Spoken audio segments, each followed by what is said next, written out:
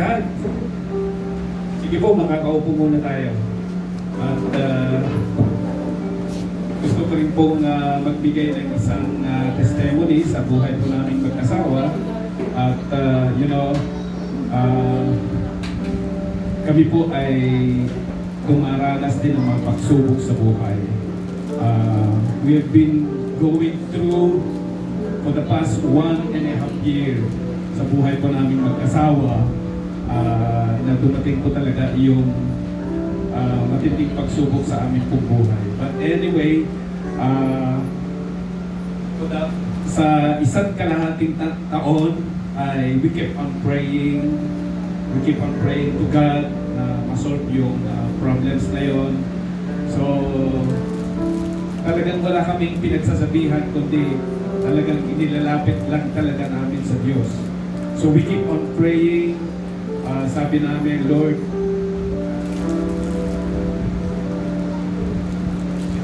You are faithful, You are good.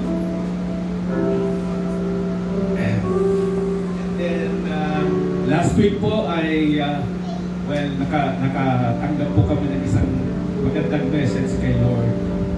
At nagsabi ng Panginoon, isang magandang mensahe, isang magandang message yung binigay niya po sa amin. And for the 1.5 years na aming pong paghihintay ay nasolve po yung aming problems sa Panginoon. Amen! So yun talaga yung talagang pinagpapasalamat namin sa Panginoon. I don't want to elaborate na yung sitwasyon na yun, but masasabi ko lang ay naging tapat ang Panginoon sa buhay po namin mag-asawa.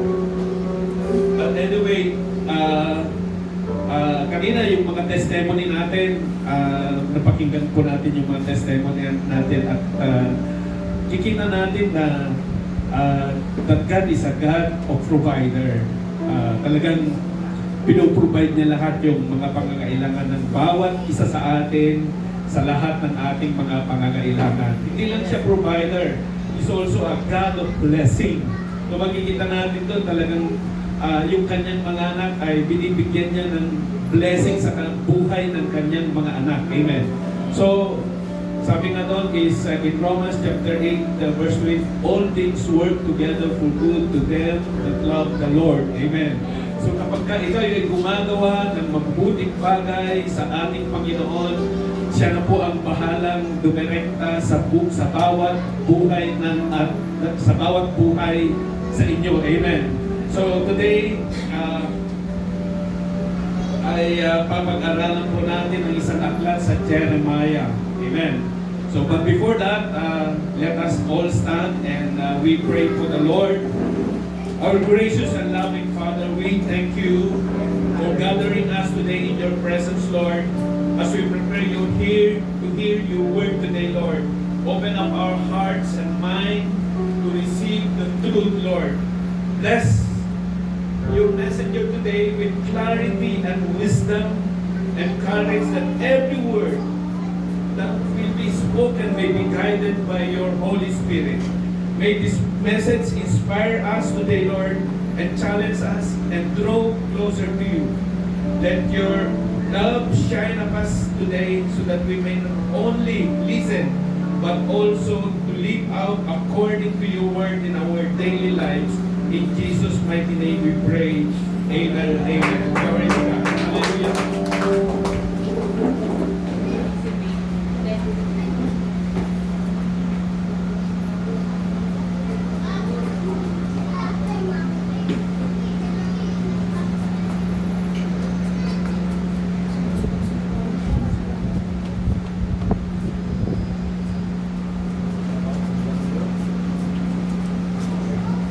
So today, we are going to I prepare a message for the Lord for today in the book of Jeremiah. Okay, let us open our Bible in the book of Jeremiah chapter 18, verse 1 to 6.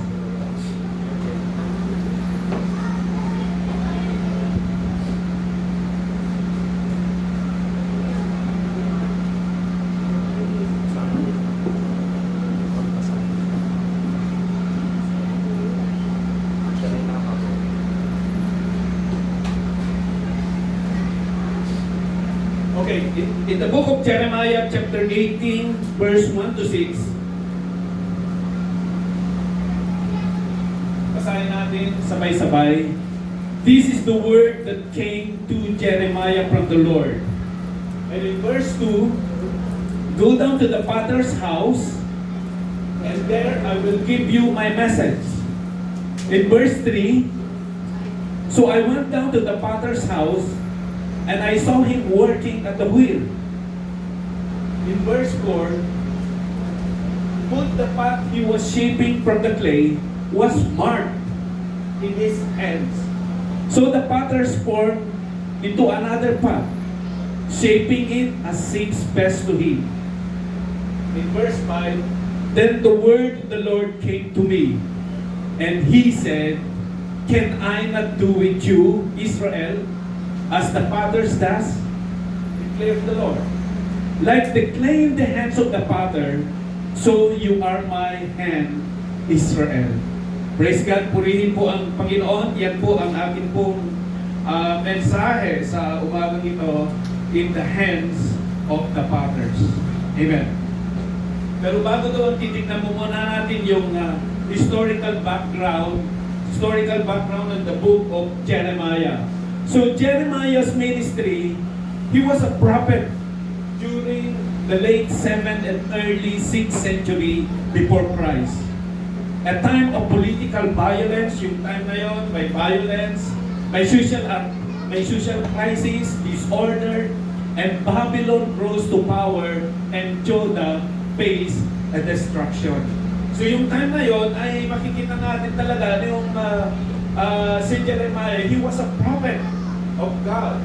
And during those times, in the early and 6th centuries, sobra pong there was a great political violence. Para pong sa ating bansa ngayon, magulo ang ating bansa, lalo na sa mga politika. Ganun din po, parang ganun ang nangyayari ng panahon na yon. There was a social crisis. There was a disorder, and Babylon rose to power, and Judah faced destruction. So, during that time, makikita natin ng Judah, the people of Judah were deeply entrenched. Ibig sabihin, ay nakapaon sila sa idolatry, injustices, disobedience to God's covenant. So, ang ginawa ng ating Panginoon through the prophet Jeremiah, ang role ni Jeremiah is to warn the Judah of impending judgment if they don't repent. So, pinagsabihan ng Panginoon kay Prophet Jeremiah, sabi ng Panginoon, pumunta ka sa, pagsabihan mo sina Judah na ito, na kapag hindi sila sumunod sa God's covenant, ay there will be an impending judgment if they don't repent. So, yung impending judgment na yon, God could destroy and rebuild Judah of any nation depending on the response to His word. So makikita natin in the upper verses, chapter verses ng Jeremiah, sinakop po sila ng Babylon for 70 years because of disobedience, because of disobedience from God, because of injustice. So, hindi nila sinunod o hindi sila ginawa yung sinasabi ng Panginoon sa covenant nila during the time of Moses. So makikita din natin na si Jeremiah ay tinatawag nilang he's a weeping prophet. Yung laging nag-iinagpis, laging nag-iiyak. Bakit po? Jeremiah is known as the weeping prophet. He wrote the book of Lamentation. So, siya ang sumulat ng book of Lamentation, yung book of Lamentations na ito, which is to cry. Parang lagi siyang nag-iiyak, umiiyak sa Panginoon. Pag nanalangin siya, laging umiiyak. Pagka lumalapit siya sa Panginoon, laging naroon yung kanyang pag-iyak. So the reason why Jeremiah was the weeping prophet, because when he prayed for God, the nation of Israel, specifically Judah, the southern kingdom, would not listen to his word. Ang Judah hindi nakikinig doon sa mga ipinapahayag ni Jeremiah, the prophet Jeremiah, sa bansang Judah. So makikita natin, there are two, kung makikita natin dito, there is the southern kingdom, which is Judah, and the northern kingdom, which is the Israel. So nahati po yun. So nagkaroon sila ng paghahati doon sa kanilang bayang Israel. So meron isang tinatawag na northern at saka southern. Itong Judah is part of the southern kingdom. So makikita natin dito na bingi ang mga taga-Judah kapag nagsasalita po si Jeremiah. Hindi sila naniniwala at hindi sila sumusunod doon sa mga sinasabi ni Prophet Jeremiah. So ibig sabihin mga kapatid, they rejected the word of the Lord which came through Jeremiah. They turned back on God, and as a result, they will be taken captive for 70 years, and God would destroy the nation of Israel. Amen. So, si Jeremiah, sabi niya, masakit talaga yung kanyang kalooban. Kasi yung salita ng Panginoon na kanyang ipinapahayag ay ang Judah ay hindi pinapakinggan yung kanyang mga sinasabi.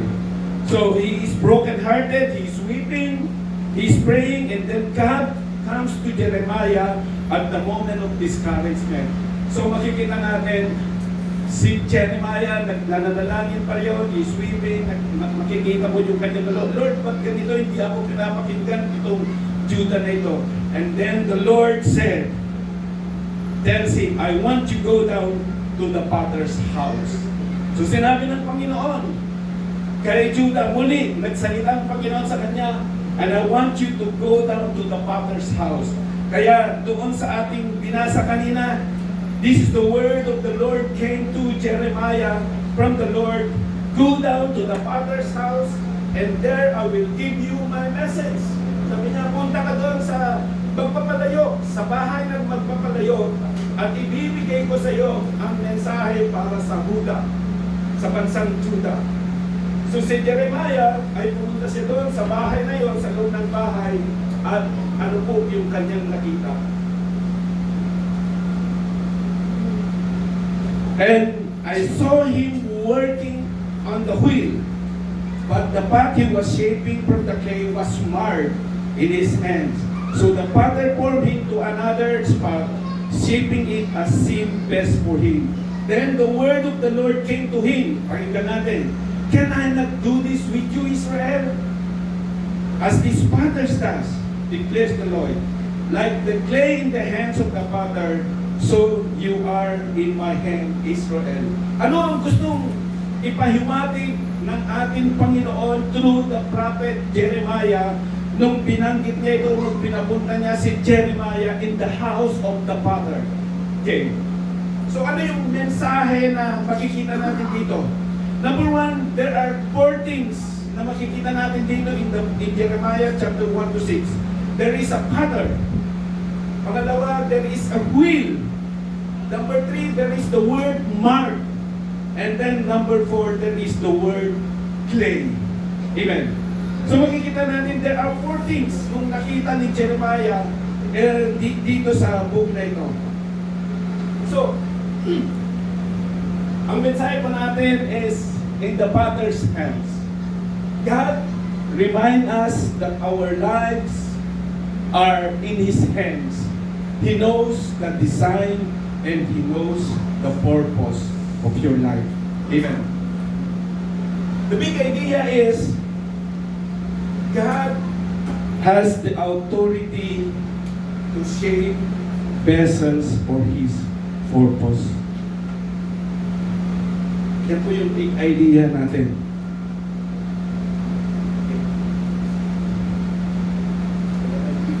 Okay. So, kumuha ka lang po ako ng picture, makikita natin kung paano hinuhubog yung clay na yun.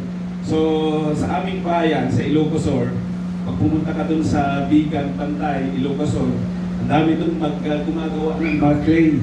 At lahat ata nung isang linya doon ay gumagawa ng mga clay. At makikita mo yung magagandang hubog ng mga vessels na yun, yung mga clay na yun. At minsan ay pumunta po ako doon sa isang lugar na yon, sa Bantay, normally sa Bantay, Ilocos Sur. Nandun po yung paggawaan ng mga bangak, tawag na doon eh. Sa Ilocos is bangak. Lutuan, lahat ng gawa ng clay. Alam mo sa Ilocos, masarap magluto kapag gawa ng clay. Di po ba? Mas masarap yun kaysa sa ngayon yung mga stainless steel na ginagamit natin o yung mga ano bang tawag dito, yung hindi nasusunog na.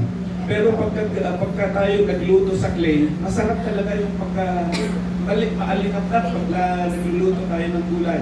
But anyway, dito makikita natin na yung clay na yon, mga kapatid, hindi lang basta kinukuha kung saan-saan. Talagang hinuhukay yung clay na yon. Hindi yung nandiyan lang sa kalsada, hukayin mo, gagawa mo ng clay. Hindi. Ang clay na ginagamit lang is parang very soft yung clay na yon. At doon, meron lang isang portion na doon mo lang makikita talaga makukuha yung mga clay na yon.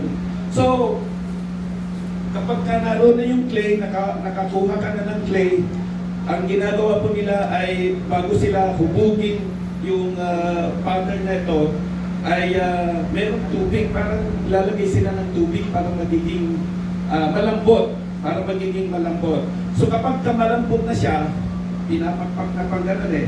Pag malambot na siya, ilalagay na doon sa spin, yung paikot.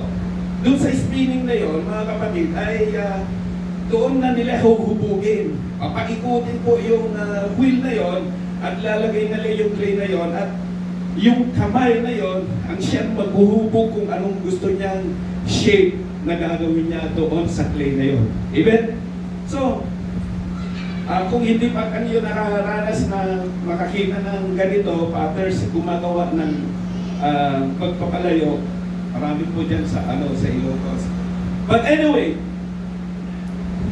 ang point ko po dito, mga kapatid, merong message ang Panginoon kay Jeremiah through the prophet Jeremiah sa mga in the southern kingdom of Judah. Ang Judah po kasi, they were disobeyed God.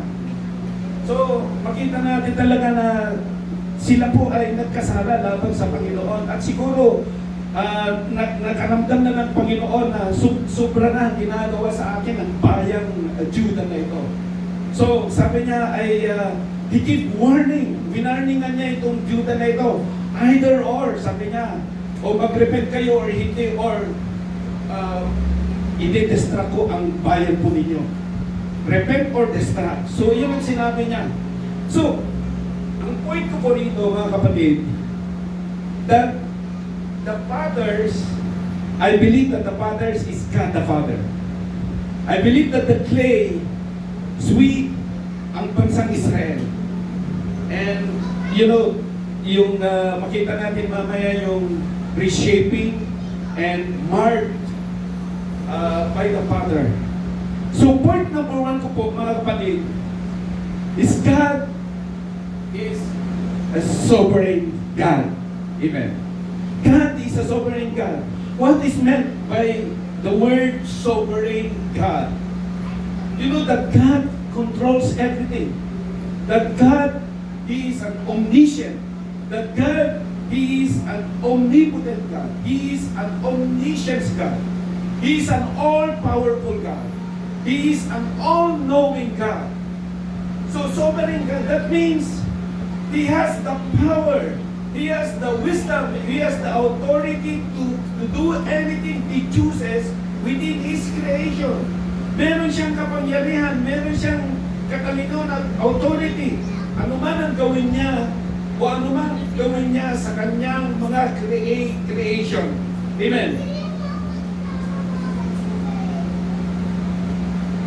Doon sa ating binasa, there is a pattern. Amen. And that pattern has the complete authority over the clay. Meron siyang kapangyarihan na kung ano yung kanyang gustong gawin doon sa pattern na yon, doon sa clay na yon. He decides what kind of shape. He decides His purpose and its destiny. Amen. And, you know, ang magandang mensahe natin dito, that God has the power to do anything, whatever He wants to do in your life. Amen. Meron siyang kapangyarihan, meron siyang power na anuman ang gusto niyang gawin sa buhay ng isang tao. Because we are His creation. You cannot question God kung anong gusto niyang gawin sa buhay natin. But God has a purpose, God has a plan in your life. Amen. Kasi bilang tayong mga anak ng Diyos, you are no longer control of your life, but God does. Amen. Kumbaga parang tayo ang Panginoon ng tsuper. Buhay natin. Tayo yung mga nakasakay doon sa jeep na yon. So whatever He does, mga kapatid, you cannot control because He has the power to drive kung saan niya tayo dadalhin. Amen. Kaya, meron sa bawat isa sa ating mga kapatid, na sabi ko nga, lahat po tayo ay merong destiny. Amen. Maybe some of you here, magiging congressman, some of you here, magiging mayor, some of you here, ay magandang negosyo. Maybe some of you here are, you know, you are in the higher position. So hindi natin alam. Kasi hawak tayo ng Panginoon Diyos sa buhay natin. Amen. Hawak tayo ng Panginoon.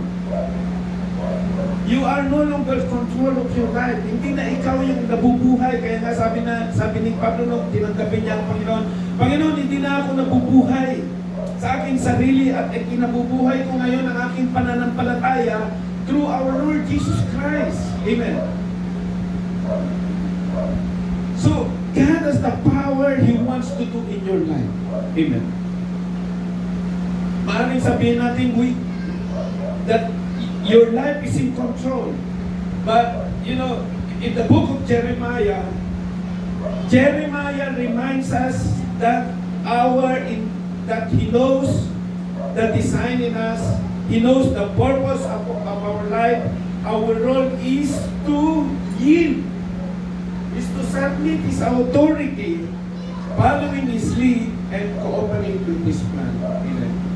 So bilang tayong mga anak ng Diyos, God is reminding us that meron siyang plano sa bawat isa sa atin. He is in control of our life, which means that we are going to submit to His authority, we are going to follow His lead, and cooperate with His plan.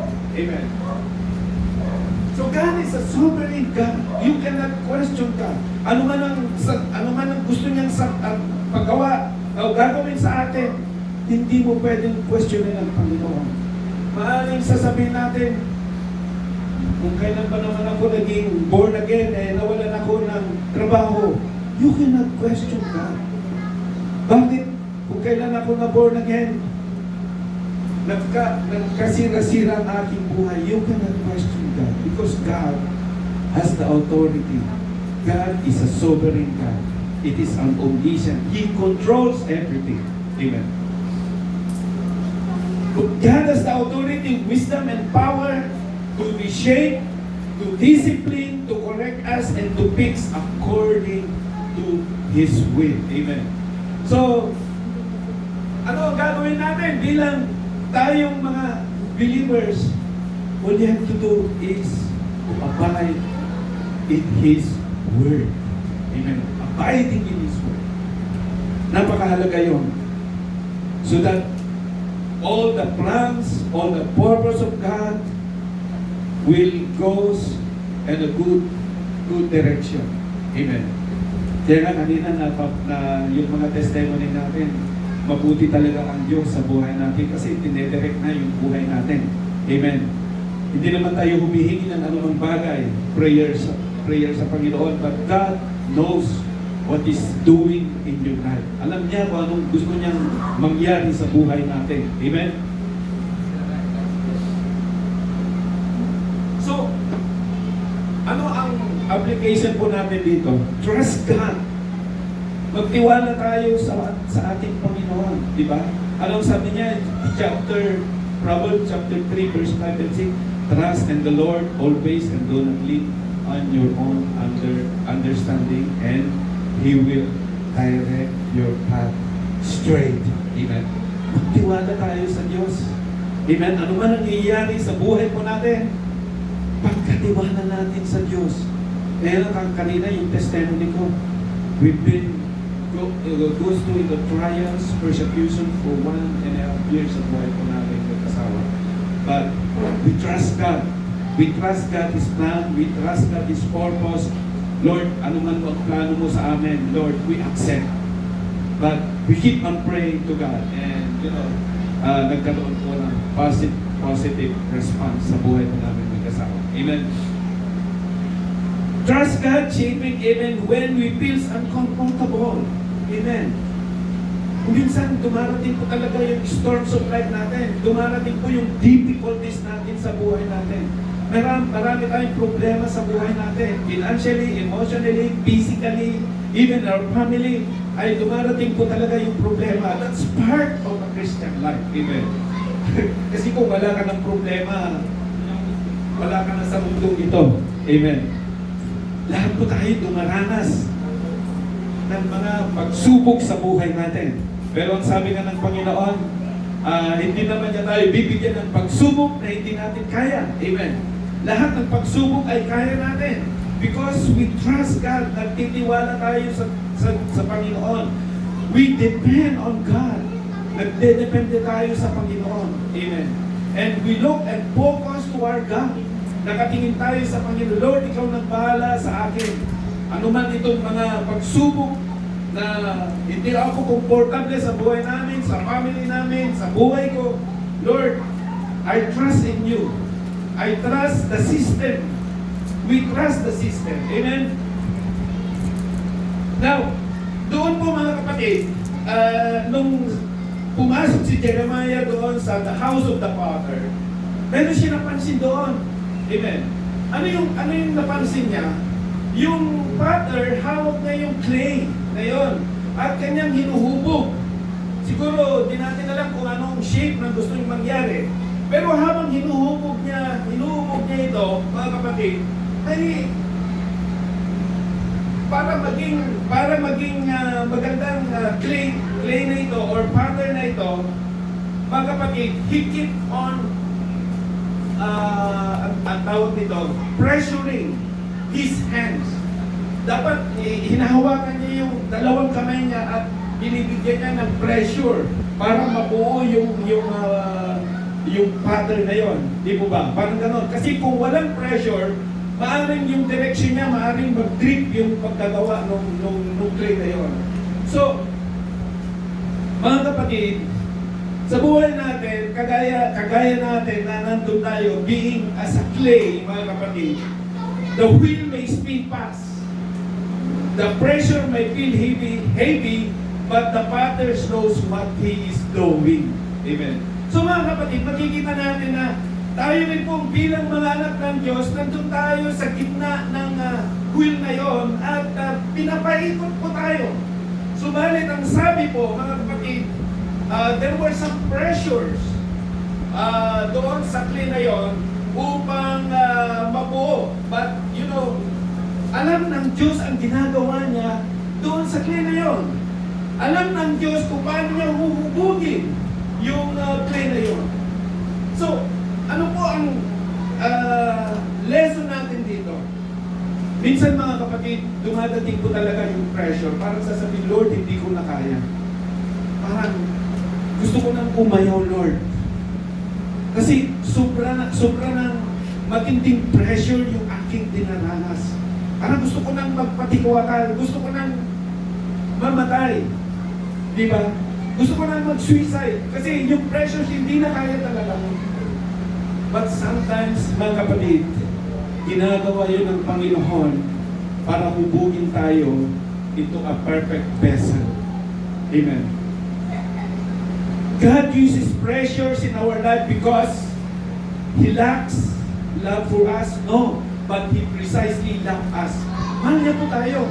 Yung pressure na yon na ginagawa niya po sa atin, parang pinaparamdam niya na mahal niya tayo. Amen. Kaya nga dapat laging magtiwala tayo sa Panginoon. So yung clay na yon, nung nakita ni Jeremiah na umiikot yung ipiniligay niya doon, yung clay doon sa spinning wheel na yon, ang tendency kasi doon mga kapatid is yung clay na yon, kung walang pressure, mga kapatid, yung clay na yun will drip off at the center. Kasi kailangan nandun lagi sa sentro eh. Kasi kung walang pressure, maaaring magdidrip on the left or magdidrip on the right. So, he keep on pressuring the clay. Mga kapatid, God applies pressure like a potter's hand to keep aligned with His purpose. Amen. Kaya niya pala tayo binibigyan ng mga pressure sa buhay para i-align niya yung purpose ng Panginoon sa bawat buhay natin. Amen. You know,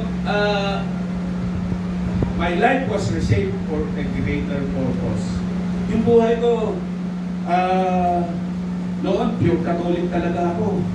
Talagang ang nanay namin, every Saturday, kailangan magsimba kami sa Catholic Church. Every Sunday, papaluin kami yan pag hindi kami magsisimba. Eh pagdating naman namin doon sa simbahan, wala naman talaga kami, hindi naman kami nag-worship. Nandun lang, nakaupo, makikinig. Gaganong ka lang. So wala talaga, walang halaga talaga yung pagpunta sa church namin noon, sa simbahan.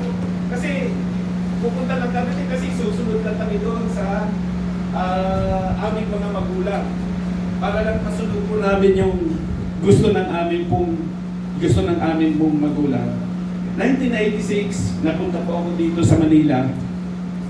And God started to reshaping my life. God started to reshaping my life.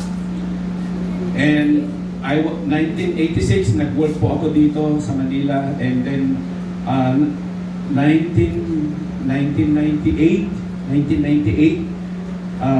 doon ko naranasan, doon ko na-meet talaga ang Panginoon sa buhay ko. So I started checking sino ba tong Diyos na to, sino ba tong Panginoon na ito. Normally, wala talaga akong alam sa Bible. Hindi rin ako marunong, hindi rin ako nagbabasa ng Bible. So, noong yung time na yun, 1996, nandito ko sa Manila, pasimba lang din ako sa mga ganitong mga church, sa mga churches. May pinupuntahan ako, minsan sabi ko, nung ginagawa kayo, nag-o-observe din ako, observant ako sa loob ng church eh. So, nakikita ko, nagtumada pa, nananalangin, yung tumutulo na yung daway, pati mga nag-iiyak-iyak, tapos nagsisigawan sila sa loob. Sabi ko, parang hindi ata maganda to ah. So sabi ko, umalis ako dun sa pinag-atenan ko na yon. And then, I met Sally, I met Tatay Lolo, sabi nito Tatay Lolo ko, halika, sumama ka sa akin. So by that time, mga kapatid, God started to reshaping me according to His purpose. So mga kapatid, ang nangyari, nung nagbabasa na ako ng Bible, umaaten-aten na ako ng mga gawain para sa Panginoon, mas marami pa yung time ko sa bahay-sambahan kaysa sa aking tinitirahan. I was there for Saturday, Sunday, Tuesday, and Friday. So 4 na araw lagi ako nandun sa simbahan. Practice kami sa song leading. Pagdating sa Sunday, nag-worship kami. Pagdating sa Tuesday, my Bible study. And then Friday, my Bible study again. So, for the past several years, yun lagi kong ginagawa. And God started to shaping me up. And then, yun nga, ginawa niya akong, sabi ko, Lord, gusto kong mag-part ng music ministry, pero walang bakante. So, paano kaya, Lord, ito gusto kong tumugtog? Kasi gusto kong i-share din yung knowledge ko being a guitarist. So, pinagbigyan ako ng Panginoon. Yung isa umalis papuntang ibang bansa. And then, doon ako inilagay. And then after that, mga kapatid, sabi ng Lord sa akin, mag-aral ka ng Bible study. Bible school. So, si Bishop Lyson, talagang lagi akong sumasama kay Bishop Lyson. Every Saturday, lagi ko siyang kasama. Kung saan siya pumunta, nandun ako. Lagi akong nakasunod sa kanya. So, marami akong natutunan sa kanya through yung pag-aaral ko kay Bishop Lyson.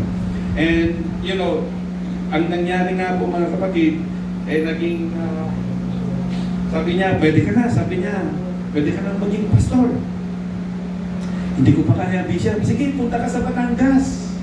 Sabi niya, papadala kita doon. Sige naman, okay. Sige, Lord. Kung doon mo ko dalhin, okay lang. Sabi ko. So, pumunta ako sa Batangas. Nagpastor po ako ng several years doon. At siyempre, hinubog ko yung mga kabataan with the help ng kasama ko si Sister Senny. Kasama ko yung mga kabataan doon. At siyempre, dami ng kabataan. Maliit lang yung pinagdadausan namin, isang house church lang. But anyway, yun nga, pinabalik ako dito sa Maynila. Sabi ni Bishop Lyson, pwede ba, sabi niya, ilagay ka namin sa sa board of directors, sabi niya. So, we keep on praying. Lahat naman ng mga kapastoran, they agree. So, napasama ko ngayon sa our leadership ng LJC Acts 412. And then after that, mga kapatid, tuloy-tuloy na yon hanggang sa naging isa ako sa mga top leaders ng LJC.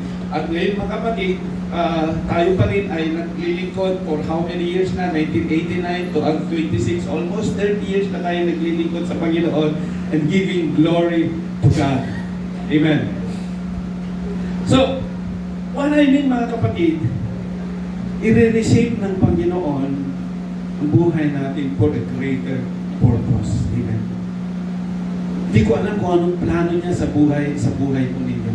But God has a purpose. But God has a plan for you. Amen? Okay. Point number 2. God is a God of restoration. Okay. Makikita natin doon sa Jeremiah, in the book of Jeremiah. Nung nandun si Jeremiah sa the house of the Father, at nakikita niya yung kamay, hinuhubog niya yung clay na yon, and it was, napansin niya na nasira yung clay na yon. Nasira yung clay na yon. And what he did, mga kapatid, ay kanya uling inayos yung clay na yon at ni-reshape niya yung clay na yon into another vessel, another pattern, mga kapatid. Mapapansin po natin na sabi doon, nagkaroon ng pagkasira nung clay na yun, marred clay. Which means, mga kapatid, ang gustong ipakita ng Panginoon sa Judah, that God resisted God shaping through disobedience and idolatry. Makikita natin dito na nung panahon na yon, alam mo naman ang Israel, ang bansang Israel, laging pagka may kailangan sila sa Panginoon, lagi silang humihingi ng tulong. Pagka okay na sila, yun, nagkakasala ulit sila. So, always it is something like a cycle ang ginagawa ng Israel. Susunod, magkakasala, susunod, hingi ng tawad, susunod, i-bless sila, tapos nandun na naman yung disobedience nila. It's something like a cycle sa bansang Israel. You know that God, that Israel is the chosen people of God. Pinili sila ng Diyos, subalit mga kapatid, mapapansin mo, they always disobey God. Kasi nandun yung temptations, nandun yung idolatrous heart, nandun yung disobedience heart. So it is a symbol, yung markly na yon, that Israel resisted God's in shaping through disobedience and idolatry. And it is also a symbol of rebellion against God. Kasi makikita natin na dun sa father na yon, nag-collapse yung nag-collapse yung clay na yon eh. Nag-collapse yung clay. So, ibig sabihin mga kapatid, those people in Judah resist God through pride and stubbornness. Amen. Nandun yung pride na sa kanilang puso. Kaya ayaw nilang magpasakop, ayaw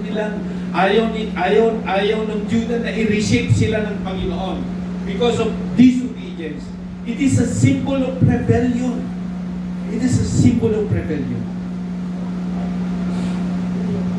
So anong naging consequences? Resistance lead to distortion of God's design. Pagka nire-resist mo yung utos ng Panginoon, mga kapatid, yung design niya sa iyo hindi nangyayari. Yung purpose niya sa iyo o yung plan niya sa iyo, hindi yan nagagawa ng Panginoon sa buhay ng isang tao. Kaya nga anong nangyari dito sa Book of Jeremiah? They were being judged. At anong nangyari? Judah collapsed and sinakop sila ng bansang Babylon for 70 years. Okay? Because of their disobedience, because of their idolatrous heart.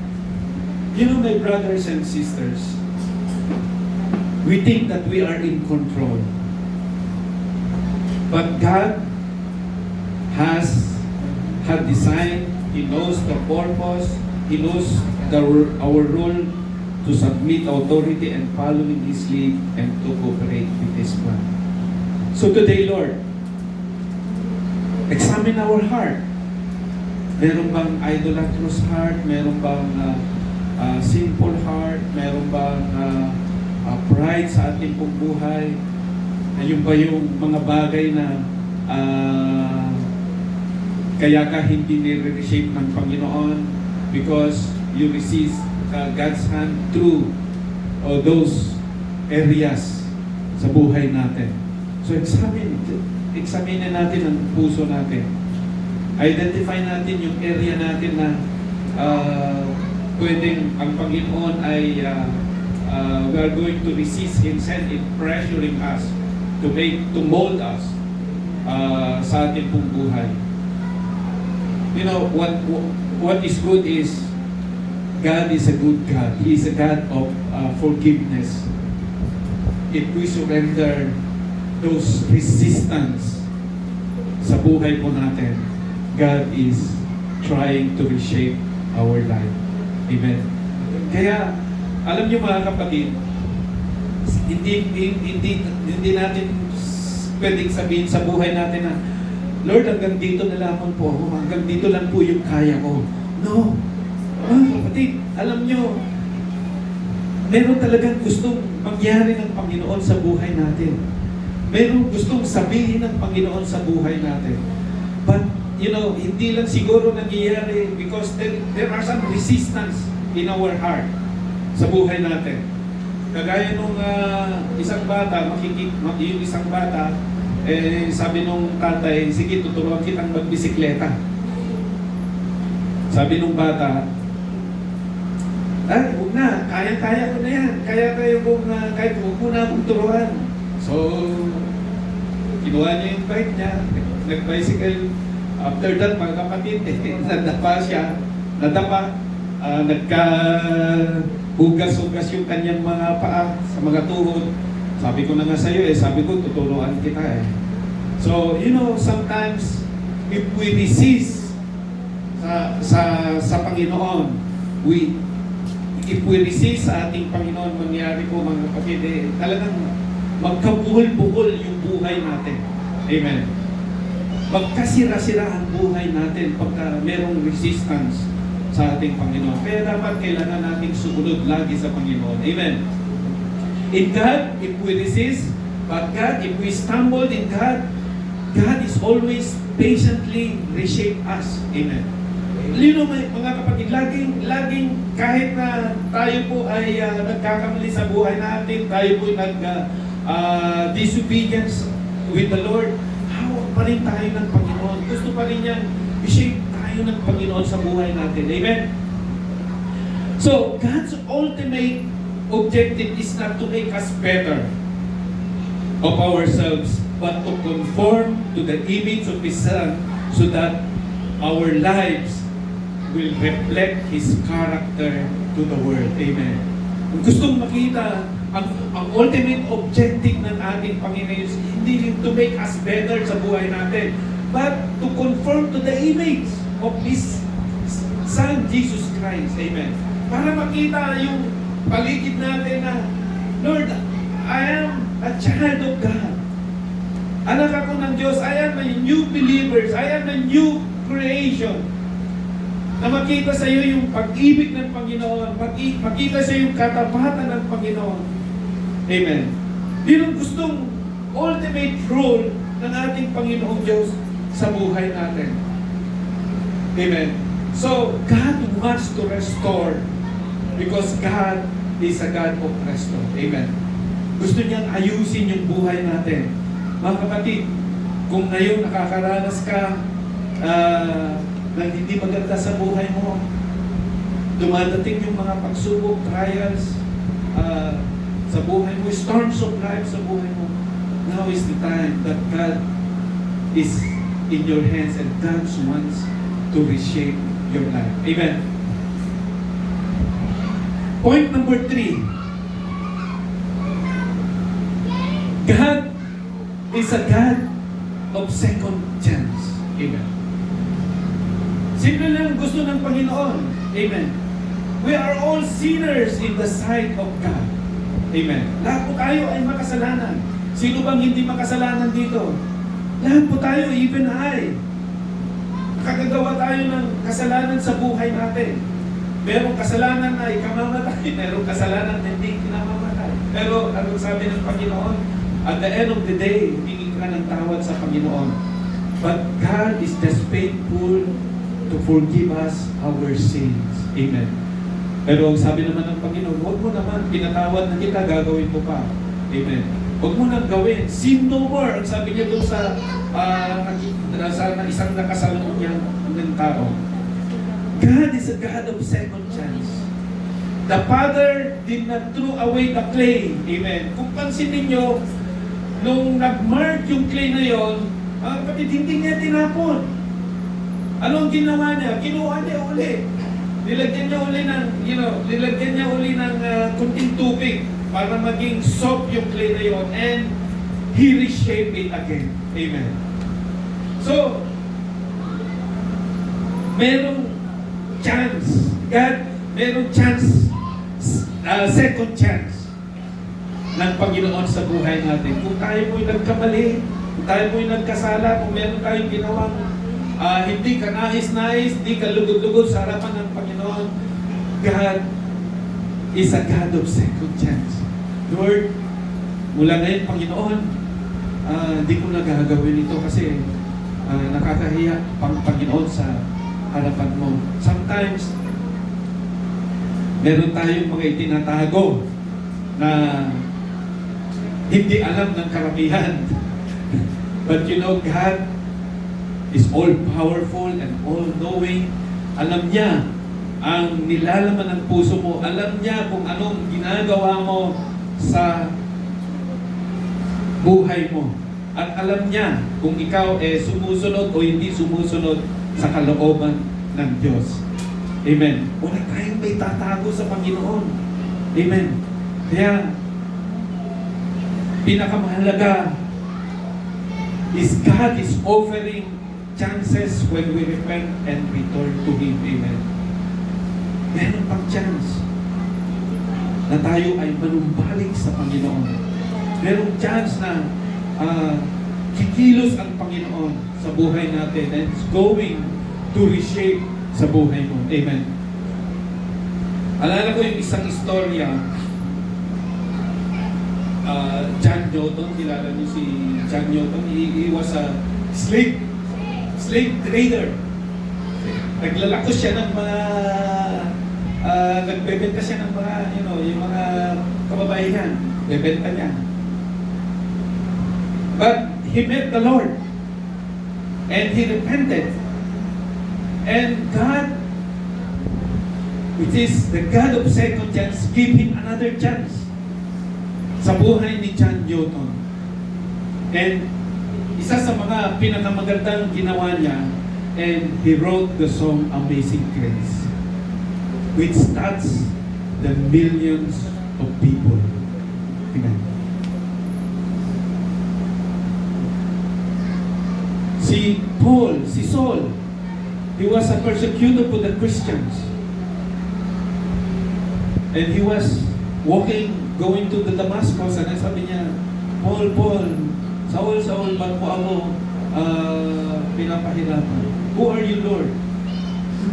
And by that time, God gave him the second chance para makilala niyang lubos ang Panginoon sa kanyang buhay. And Paul became one of the greatest missionary, one of the greatest disciples ng ating Panginoon. Amen.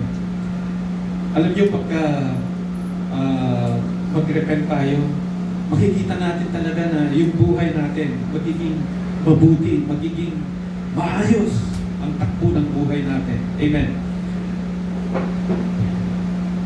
So repentance is not a defeat. It's a doorway to restorations. Amen. Huwag kang maghinayang na humingi ng tawad sa Panginoon. Because ito yung daan, ito yung pintuan upang ikaw ay i-restore ng Panginoon sa buhay mo. Amen? Point number 4. That God is a God of mercy. Amen. You know what happened in Judah? He warned them of the impending judgment. Amen. Dinalaan na sila ng Panginoon. Or going to destruction, or you repent. Ano ang ginawa ng Judah? They don't listen to the prophet Jeremiah. And it was, sinakop sila ng Babylon for 70 years. Ang Panginoon, sa buhay natin, kung minsan ginawarningan din tayo ng Panginoon. Sometimes hindi natin sinusunod kung ano yung gustong sabihin ng Panginoon sa buhay natin. Winawarningan niya tayo sa buhay natin. No, don't do that. Through the power of the Holy Spirit. Kung minsan nagsasalita ang Holy Spirit sa buhay natin, but hindi natin sinusunod. Gusto natin sunod yung gusto natin mangyari sa buhay natin. Amen po ba? You know that God will respond according to your responses. Amen. Kung ano yung response mo sa Panginoon, yun din ang magiging response niya sa'yo. But God is a God of mercy. The mercy is available to all. But God's judgment, mga kapatid, is real. Totoo po yung judgment. Kung mapapansin mo ninyo, in the Old Testament, makikita yung judgment ng Panginoon, marami siyang pinapatay. Marami siyang mga bansang, destroyed. Judgment is real if our heart is remain hardened. Amen. Para po bang, alam niyo yung callous heart? Callous heart. Sobrang tigas yung puso natin. Hindi ka na sumusunod sa magulang mo. Hindi ka na nag-church. Hindi ka na umate ng Bible study. Hindi ka na nag-pray. Those are hardened hearts. that judgment is real. Amen. May karma, tawag nila doon. But God is a God of mercy. Mercy is available to all. Amen. Lord, nagkasala po ako laban sa iyo. Lord, patawarin mo po ako, Panginoon. Hindi ko na po gagawin. Kayo rin, Panginoon. Lord, salamat. Simpleng word na gusto ng Panginoon out of our heart.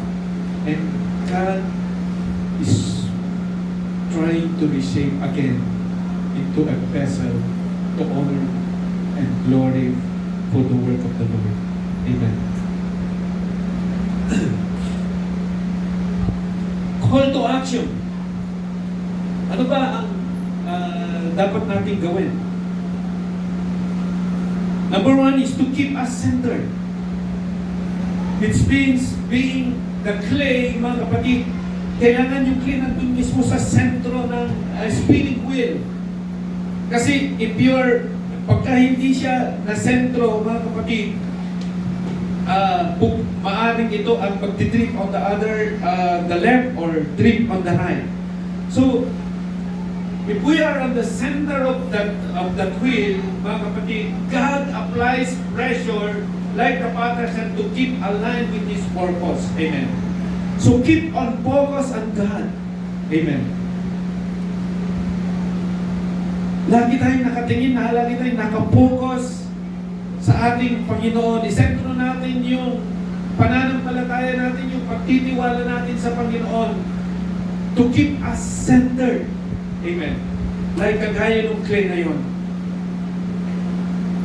Number 2 is to shape us, His image in us.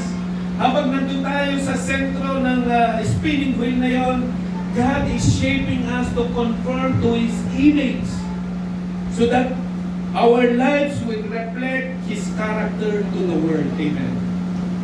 Kapag po nandun tayo sa sentro at we are on that wheel spinning around, mga kapatid, God is trying to shape the image of His Son through you. Amen. Number 3 is to bring out what is inside. Amen. God is trying to bring out what is good in you. Is to bring out what is the best version in you. God allows tribulations, trials, storms of life, because sabi niya, He knew there is something valuable within us that He wants to bring out to the surface. Amen. Pero gusto niyang habang tayo po ay dumaranas ng mga pagsubok natin sa buhay, sa mga storms of life natin sa buhay natin, alam ng Diyos na meron siyang gustong ilabas sa buhay mo. Kagaya po nung paggawa ng ginto, ito po ay pinaparaan sa isang napakainit na furnace. And when it comes out, it turns out to be a beautiful gold. Amen. Sabi nga, at the end of the tunnel, there's a great light. Amen. Habang nandun tayo dumadaan tayo sa tunnel, madilim na lugar, mabatong lugar, maaaring may mga animals doon na mga snakes. Habang tayo naglalakad, mga kapatid, naroon po yung pagkilos ng Panginoon. And at the end of the tunnel, there was a great light. Amen. Another one is to teach us and deliver us. Often our best lessons are learned in the middle of the storm. Amen. Kaya pagka merong mga storms of life natin, Lord, thank you.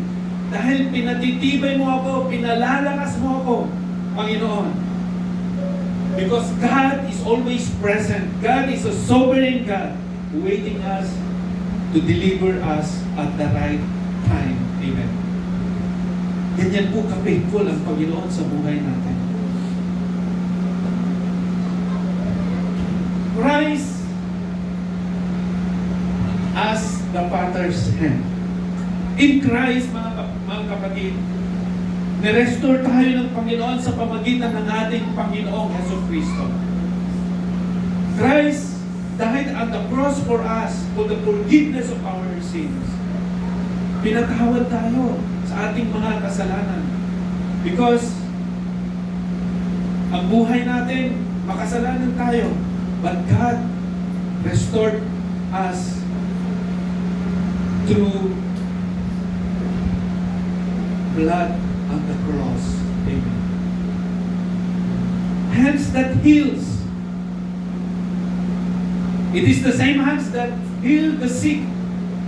It is the same hands that lifted the bullets that are in the hands that trying to mold us into the vessel of honor. Amen. Noon tayo, makasalanan naman tayo eh. Wala naman tayong may pagmamalaki sa Panginoon noong yung panahon natin. But God, through the Lord Jesus Christ, mga kapatid, pinatawad tayo. And God, the Lord Jesus Christ, healed the sick. Mga kapatid, makita natin na tayo, we are fallen unbelievers and mold us into a new creations. Amen. Sacrificial shaping. Christ's sacrifice on the cross is the ultimate act of reshaping into the essence of mercy and grace. Because of His mercy, because of His grace, God is trying to reshape us in what He wants to do in our life. Amen. Closing reflections. Dito po ako magtatapos.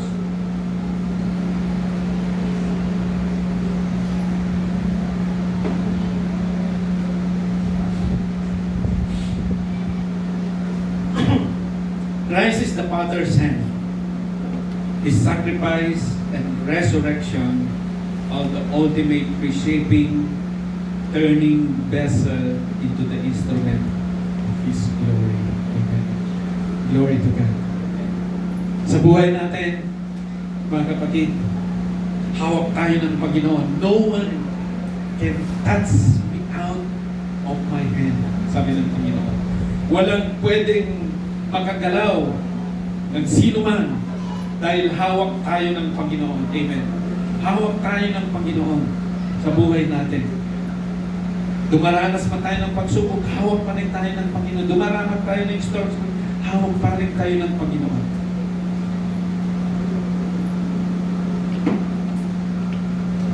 Malala ko tuloy yung isang kampana. Istorya po ito ni Bishop Lyson.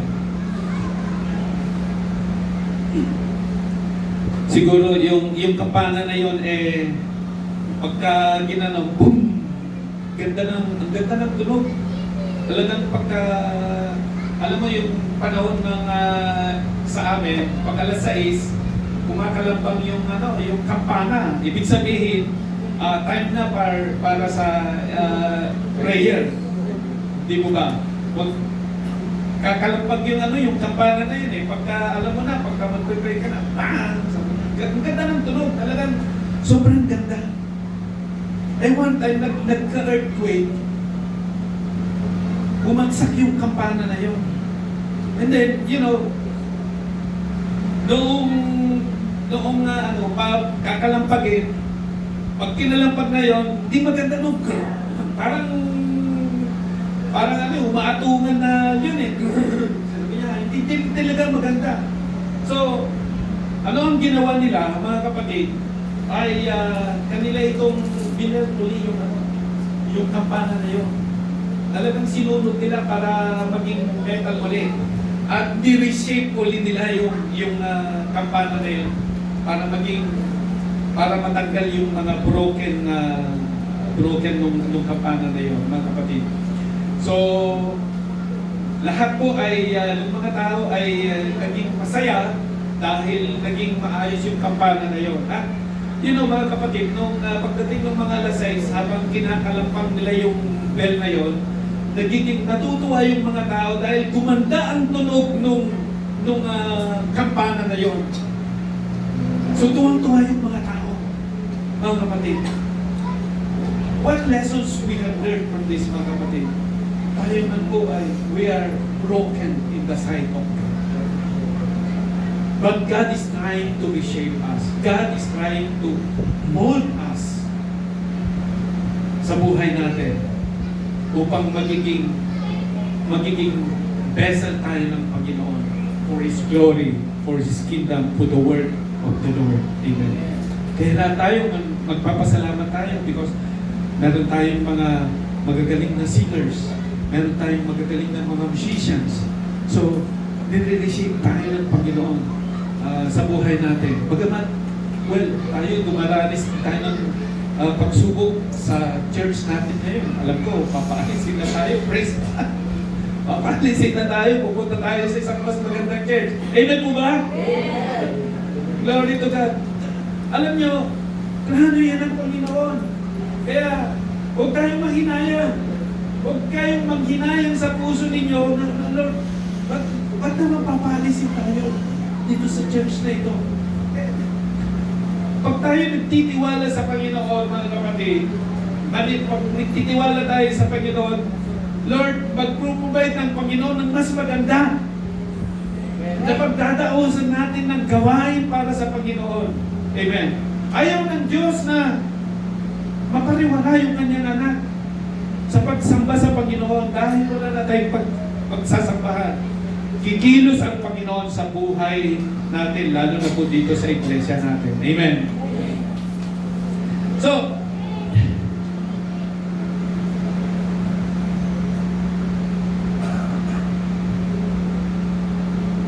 may pag-asa ka kapag nasa kamay ka ng Diyos. Amen.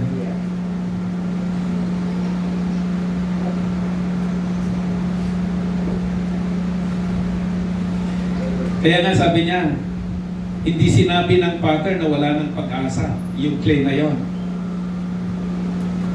Kaya gumawa pa rin siya ng another vessel out of that clay. Ibig sabihin, mga kapatid, kapag ang tao o bayan ay broken, damaged, nagkamali, kaya pa rin ng Diyos na i-restore kung may repentance and merong surrender sa kanya pong buhay. Amen? Amen. So makita natin dito in Jeremiah chapter 16, there was a potter's, which is, ito po yung larawan ng Diyos. There was a clay. Ito po yung larawan ng Israel. The clay was being marred, or ito po yung nasira na clay. And there was also this spinning wheel sa buhay natin. Amen. So, maaring today, my brothers and sisters, ay itong reflections natin, ito Jeremiah chapter 18, verse 1 to 6, merong mensahe na gustong iparating ng Panginoon sa bawat isa sa atin. And the Lord is saying, I am going to reshape you. I am going to mold you. I'm going to take out the old nature in you. And God will begin to reshape, to mold us into a vessel that He can use you for the glory of God. Well, God is slowly trying to work in us for His own glory, for His own purpose. He is a great Father. He is expert in what He does. Makikita ninyo yung mga pattern, mga China. Gaganda. Gaganda ng mga design nila. Ganun din ang Panginoon. He will make you a better person in your life.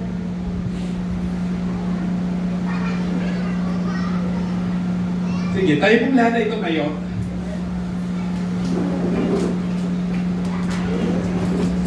Siguro kantahin natin yung sinasabing kanta ni Father's Hand. Okay lang po ba? Kantahin natin yon. Pero ang sabi niya dito, sabi dun sa kanta, Beautiful Lord, Wonderful Savior, I know for sure, all my days are held in your hands and crafted into your perfect plan.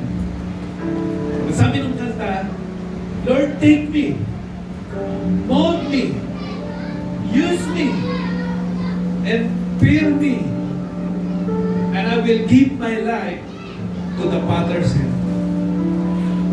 Call me, you guide me, you lead me, and walk beside me. I will give my life to the Father's hand. Amen. Kantayin natin. Wonderful Savior, I know for sure, all of my days are held in your hands, wrapped into your perfect plan.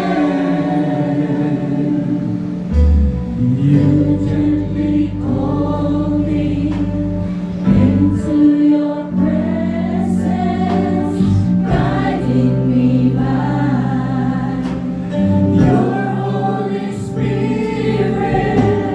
Teach me, dear Lord, to live all of my life through your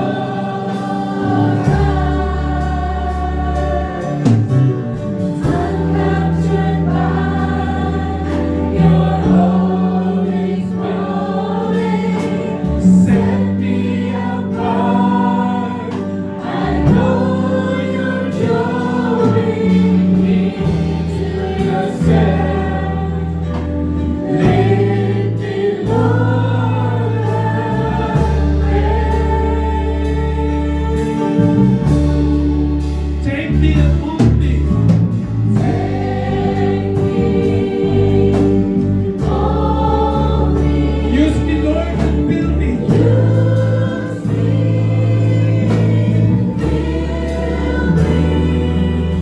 I give my life to the Father's hand. Hold me, guide me, with me, walk beside me.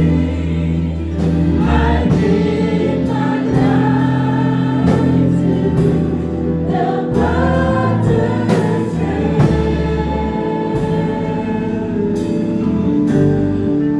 Lord, today, you are the Father.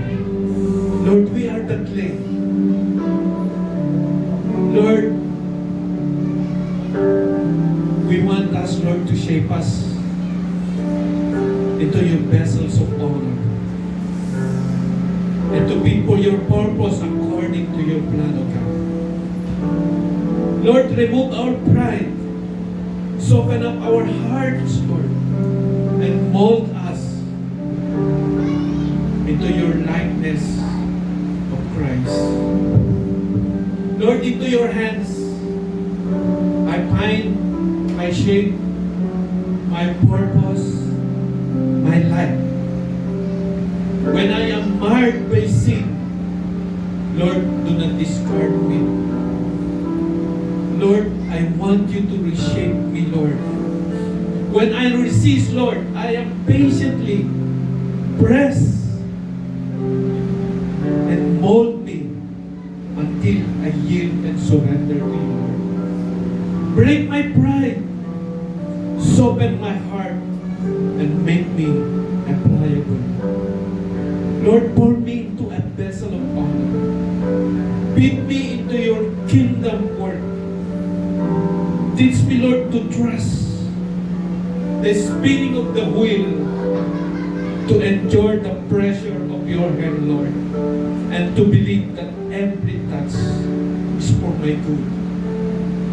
Lord, as you shape me today, Lord, also shape my family, shape my community, shape my congregation, shape that each and every one na narito, Panginoon, that we may be molded to reflect the justice, mercy, and truth.